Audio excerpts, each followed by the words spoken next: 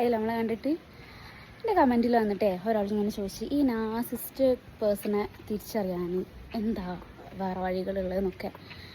അപ്പോൾ ഞാൻ പറഞ്ഞു ഈ ഒറ്റ വാക്കിലൊന്നും ഇവരെ ഡിഫൈൻ ചെയ്യാൻ കഴിയില്ല. ഇവർ ചുരുക്കി പറയുകയാണെങ്കിൽ ഒരുപാട് ഇങ്ങനെ നിഗൂഢതകളുള്ള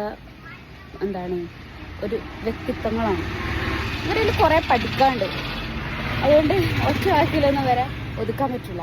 ചുരുക്കി പറഞ്ഞാൽ ഓരോരോ സംഭവ ബഹുലമാണെന്ന് വേണമെങ്കിൽ പറയാം.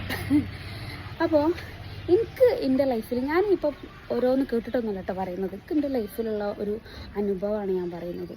ഞാൻ ഒരുപാട് ബുദ്ധിമുട്ടിച്ചിട്ടുണ്ട് ഈ ഇത്തരത്തിലുള്ള ആളുകളുടെ കൂടെയുള്ള ഒരു ലൈഫ് പറഞ്ഞാൽ.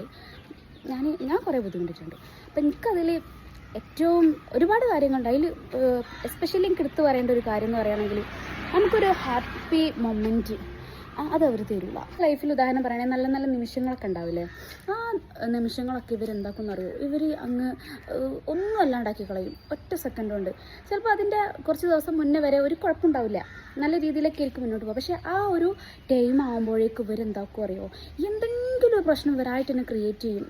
ചിലപ്പം എന്താ പറയുക, പ്രശ്നമാണെന്ന് പറയാനുള്ള ഒരു പ്രശ്നം ഉണ്ടാവില്ല. നീ എന്തേ അത് പറഞ്ഞു, നീ എന്ത് ചെയ്ത്, അല്ലെങ്കിൽ നീ എന്തുകൊണ്ട് നീ എന്നോട് പറഞ്ഞില്ല, അല്ലെങ്കിൽ ഇന്നുകൊണ്ട് ഇത് ചെയ്തില്ല എന്നൊക്കെ പറഞ്ഞിട്ടുള്ള അങ്ങനത്തെ ഒരുപാട് കാര്യങ്ങൾ, അങ്ങനത്തെ സംഭവങ്ങൾ വെച്ചിട്ട് ഇവർ ആകെ നമ്മളെ ഡെസ്പാക്കി കളയും.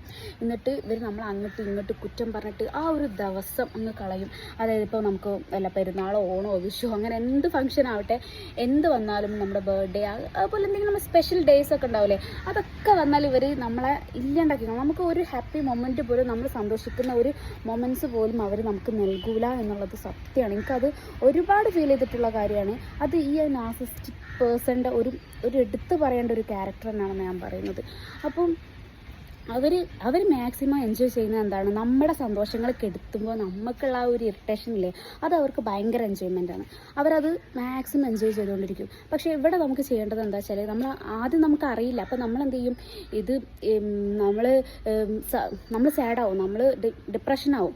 അങ്ങനെ കുറച്ചൊക്കെ മുന്നോട്ട് പോകുമ്പോൾ നമ്മളിത് മനസ്സിലാക്കുന്നൊരു സമയം ഉണ്ടല്ലോ, ആ മനസ്സിലാക്കുന്ന സമയം മുതൽ നമ്മൾ മൂവ് ഓൺ ചെയ്ത് കൊടുക്കുമ്പോൾ ഇവർ വരെ ക്യാരക്ടർ വരും. അതൊക്കെ അങ്ങ് മാറ്റിയിട്ട് ഇവർ നല്ല രീതിയിലൊക്കെ പെരുമാറാൻ ശ്രമിക്കും. ചുരുക്കി പറയാൻ നമുക്കൊരു ഡിസിഷൻ എടുക്കാൻ കഴിയാത്തൊരവസ്ഥയിൽ നമ്മളെ കൊണ്ടെത്തിക്കും. ആ രീതിയിൽ ഇവരിങ്ങനെ മാറി മറിഞ്ഞുകൊണ്ടിരിക്കും.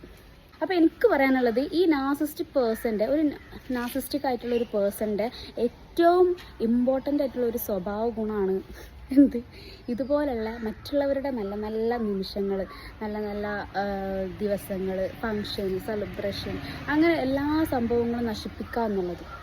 നമ്മളിത് മനസ്സിലാക്കി കഴിഞ്ഞാൽ നമ്മളെന്ത് ചെയ്യും, നല്ല സ്ട്രോങ് ആവുക.